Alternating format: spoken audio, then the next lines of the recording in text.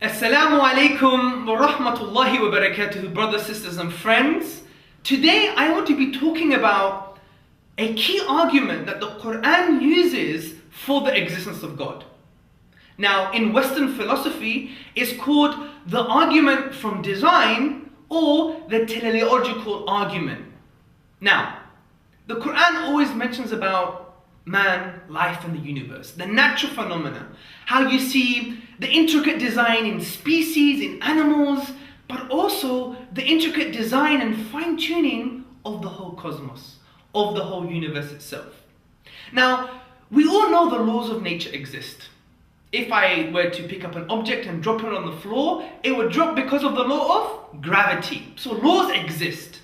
Now, just to mention that these laws exist without any purpose, I think it's absurd. And in this light, the Oxford professor, Roger Penrose, he said in a documentary that it's not very useful thinking about the universe without any purpose. It's not healthy for scientific or rational discussion.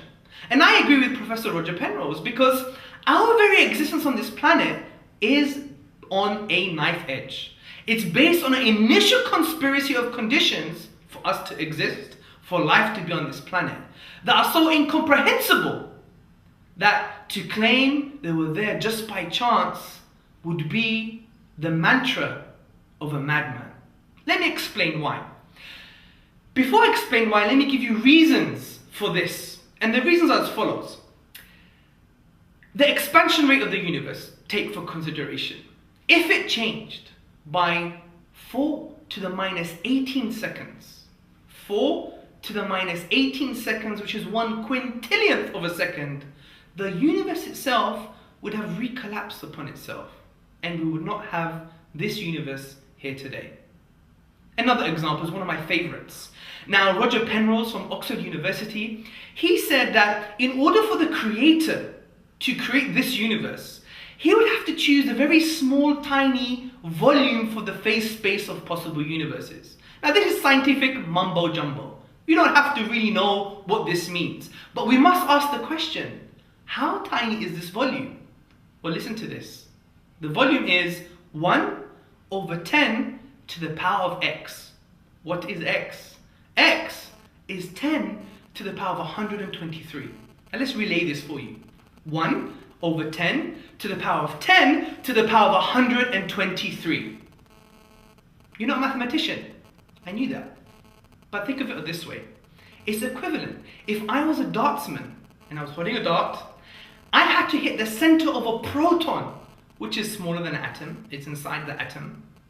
Wait, if the whole universe was my dartboard. Now, there's 3 possible explanations for this. Physical necessity is just there. 2, design. 3, chance. Actually, let's do the order again. 1, physical necessity. 2, chance. Or 3, design. Let's take them all into consideration. The first one is just there, physical necessity. Well, I think this is highly absurd. The reason being because we have already discussed that the reason we are here in a universe that allows life, is a life-permitting universe, is based upon a certain fine-tuning, certain initial conditions, a knife edge. And to claim that it is just their physical necessity would mean that this fine-tuning, these values and constants are dependent on the laws of nature. But they're not. They're not dependent on the laws of nature. Similarly, we would have to believe that a universe not fit for life could never exist. But we know this is scientifically absurd. So we know it's not physical necessity, it's not natural law. Second option, chance. This is the famous atheist mantra. Chance, chance, chance. In a very religious type of way. I hope you get the pun. Now, what does the atheist say? Well, there's still possibility of chance. But I would argue this is absurd also, because the chances are so high that to claim that this is a rational justification for the fine-tuning of the universe is ridiculous. Because do we use this type of philosophy when we exchange money, we go to the bank, or we live our day-to-day lives?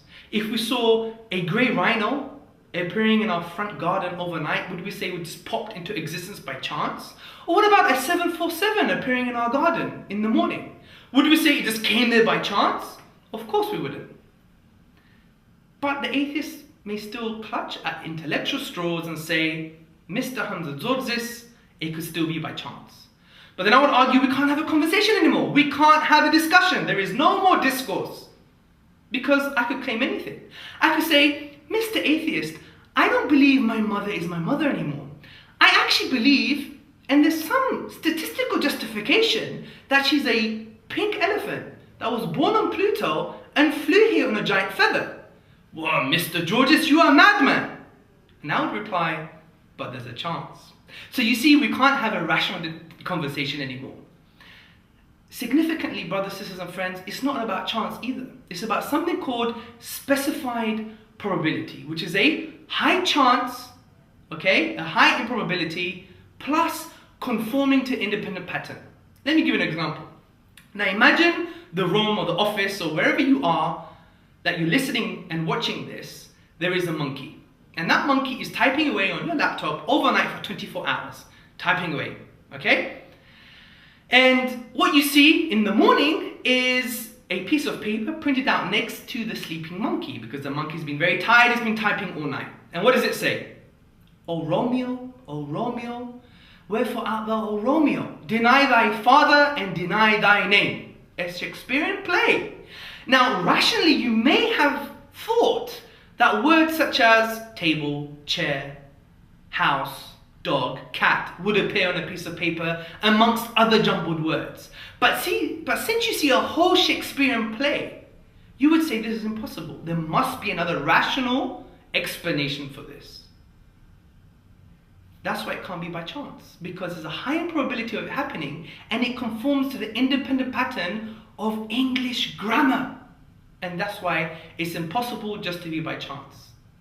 And to support this, there was recent studies that were done at key academic institutions and universities in Britain that they calculated for a monkey to randomly type on a computer and just to bring out to be or not to be from the Hamlet play of Shakespeare, it would take the monkey, and listen to this, 28 billion years. How old is this universe? Half of that, 14 billion years. So, we know it can't be chance. Therefore, it must be design. Let me summarize this for you in a very nice way. 1. The fine-tuning of the universe to permit our life, our existence, is based upon, it can be based upon chance, physical necessity, or design. 2, we know, we've just discussed, it can't be based on physical necessity or chance. 3, therefore, it must be design.